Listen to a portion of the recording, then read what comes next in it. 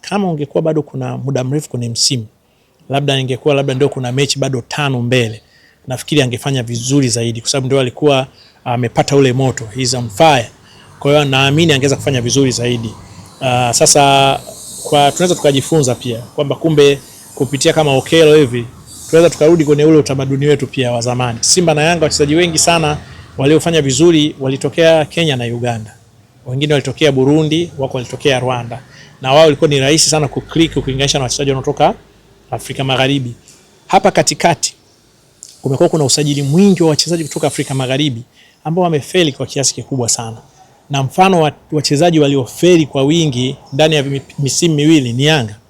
Imekuwa na wachezaji wamefeli tena, ukisemea msimu huu uliopita, nafikiri Yanga wamepata hasara ya mamilioni ya fedha.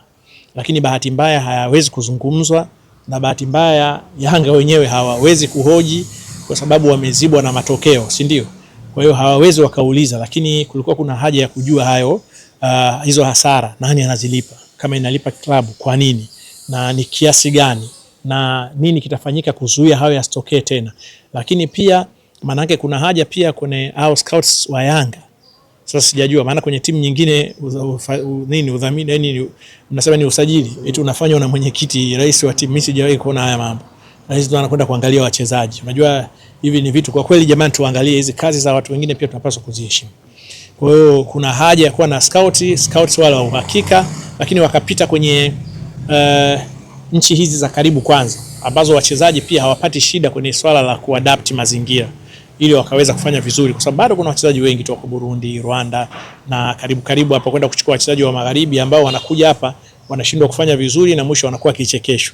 Kwa hiyo Okello inaweza kuwa ni sehemu ya kuirudisha Tanzania tena kwenye maeneo ya karibu, kwa maana ya jirani ya Afrika Mashariki na Kati, ili kuweza kupata wachezaji wazuri na wakafanya vizuri. Kwa sababu mfano mwingine umeona Yanga wakati inaanza kuamka, taarifa zilikuwa zinasema ni ushauri wa Ibenge, kipindi kile yuko Vita, na iliinuka na wachezaji wengi sana wa Kikongo, kina Tuisila Kisinda, kina Juma Shabani na wengine, na wenyewe kuadapt mazingira ya Tanzania haikuwa kazi ngumu sana. Kwa hiyo niseme Okello kafanya vizuri, na ni vizuri watu kukubali kwamba kafanya vizuri, kwa sababu yanayoyafanya hayafanyi chumbani, anafanyia uwanjani na anaonekana. Fadlu Davids amewahi kucheza kufundisha Simba, lakini pia kwa mafanikio makubwa anatajwa kurejea Tanzania, lakini safari hii anaenda kuwatumikia wananchi Young Africans. Yanga kumchukua Fadlu Davids, kwa maoni yako yapoje? Lakini unaona ni hatua nyingine ambayo Yanga wanaenda kuiboresha kwenye benchi lao la ufundi?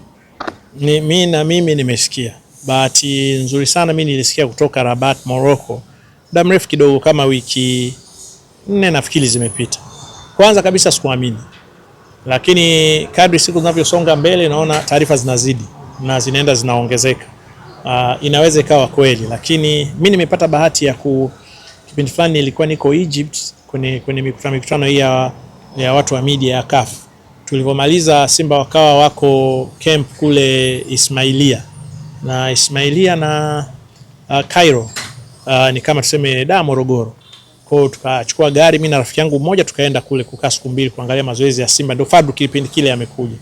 Ni one of the best and professional coach kwa aina yake ya utendaji pamoja na timu yake. Lakini kwa mimi sasa ninavyoona type yake ya ufundishaji na uchezaji kama haiendani na Yanga tena. Yaani unajua kila mtu anaweza kawa na maoni yake. Ndio maana mimi na predict kama atakuja Yanga, sidhani kama atakuwa na muda mrefu sana. Aina ya uchezaji wa Yanga na aina ya uchezaji wa Fadlu ni tofauti sana. Ni timu ambazo naweza nikasema sijui niseme kocha gani umpeleke aende Simba. Kocha anayetaka tofauti na vile. Kwa hiyo kama anakuja achaje, tuendelea kujifunza zaidi, na ni jambo zuri kama Yanga watakuwa waliona Simba walikuwa na kocha bora na wao wanaweza wakamtumia, na wala sio jambo baya kwenye mpira. Ndio sehemu hivi, kama mchezaji huyu anaweza kawa Simba kesho kawa Yanga, kama labda ukaja ukasikia Pacome alikuwa Simba Yanga leo yuko kama ulivyosikia Chama alikuwa Yanga akaenda kwa Simba akaenda Yanga then karudi. Kwa kwenye mpira ni jambo la kawaida. Aziz Ki pia anataja kusaini Yanga, na juzi alikuwa kwenye mchezo kati ya Yanga na TRA, alikuwa juu na tajiri Garib Said Mohamed na rais wa Yanga. Taarifa zinasema Stefan Aziz mwakani kwa wananchi. Sasa hapo Garib kahusika nini kwenye usajili? So anasema Garib ndo amemrudisha Aziz Ki Tanzania. Basi mimi nilikuwa najua Garib yani GSM ni mdhabuni wa uwanja. Kwa hapo ndo nilikuwa nachanganya mambo. Kwa hiyo kumbe anaweza kurudisha na wachezaji. Kwa Garib ni mdhamini, ni mmiliki au ni mzabuni? Anasimama kwenye pati zote. Pati zote, ni mdhamini, ni mmiliki. Mmiliki hayupo. Hii hebu umetoa. Hii tumetoa. Anakuwa ni mdhabuni wa jezi za Young Africans na mdhabuni wa uwanja. Lakini pia anakuwa mfadhili. Mfadhili si anatoa pasipo kuwa na mkataba, yani anaamua tu kusaidia. Niwewe kusikia Yanga inadaiwa, lakini sijajua hilo, talifuatilia na lenyewe. Lakini tukirudi kwenye hoja yetu ya msingi, Aziz Ki ni mchezaji mzuri, lakini ningekuwa mimi mshauri wa Aziz Ki ningemwambia songa. Kwenye football sometimes unaweza kurudi vitu vikakataa, upate bahati kirudi vitu vikakubali, lakini Aziz Ki ni mchezaji ambaye akirudi atakuwa hana sababu ya kuprove, si ndio? Kwamba tunajua ni mchezaji mzuri, lakini hawezi kujua saa zingine ametoka hapa, nafikiri kaenda Morocco, baada ya Morocco amekwenda Libya. Hata mimi nilikutana naye mara ya mwisho ndio anakwenda Libya, akiwa hata habari hazijasagaa, akaniambia bana, mimi naenda, nimepata team Libya, kwa nita saini kesho kutwa. Nikamwambia basi poa, kila laheri. Sasa ni mchezaji mzuri, lakini hatuwezi kujua kama akirudi atakuwa ni yule yule tena, na kama atakuwa yule yule maana yake atakuwa toa msaada mkubwa sana kwa Yanga, na ukiangalia kuna pati yake ilikosekana.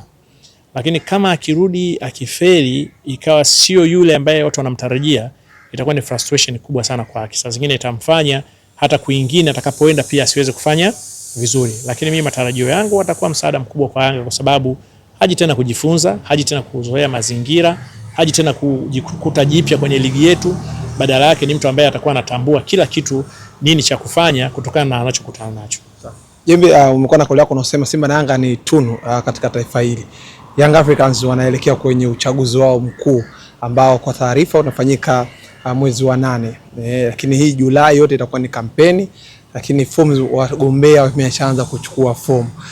Unaendelea kuambia wanachama ambao ndio wanaenda kupiga kura, japokuwa hawaendi wote, watakuwa na wawakilishi wao 5 kwa maana kutoka kila tawi, mwenyekiti, makamu wake, katibu na wajumbe 2. Kwa kila tawi itakuwa linatoa watu 5 kwenda kumchagua rais wa klabu yao, makamu wa rais na wajumbe 5 kutengeneza ile kamati ya utendaji wa Young Africans.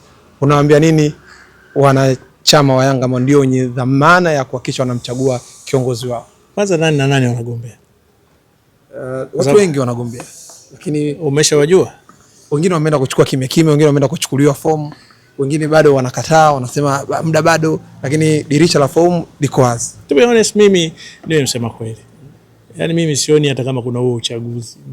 Yani ukikaa ukaufikiria na kutafakari, kwangu mimi naona ni uchaguzi wa maneno, lakini kiuhalisia hali ni ile ile. Wewe unaungana na Abbas Tarimba?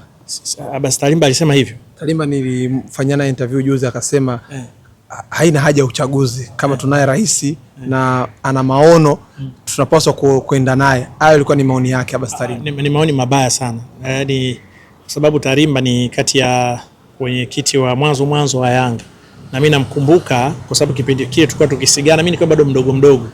Yeye akiwa pale kwenye ofisi ya mikopo kubahatisha. Akiwa mkurugenzi pale, mara nyingi tukienda ofisini kwake pale, nilikuwa nazozana naye sana.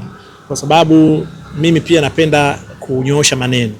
Na saa zingine yeye alikuwa kipindi kile na ugomvi na kina Mzee Mzimba, ambao yeye aliwapa jina moja ya Yanga Machuma kwa sababu ofisi zao zilikuwa pale gerezani kwenye Machuma. Na ulikuwa ukienda kuchukua story kule ukirudi kwa Tarimba huko hataki kukupa story. Anasema ulienda kwa watu Machuma kule kapata story zako kwa Machuma. Nafikiri miaka 2004 2005 kama sijasahau, wao 2002. Lakini lazima uchaguzi ufanyike. Rais ana maono, lakini bado watu wanapaswa kugombea. Na wana Yanga wanapaswa kuingia. Na kuwe kuna fair.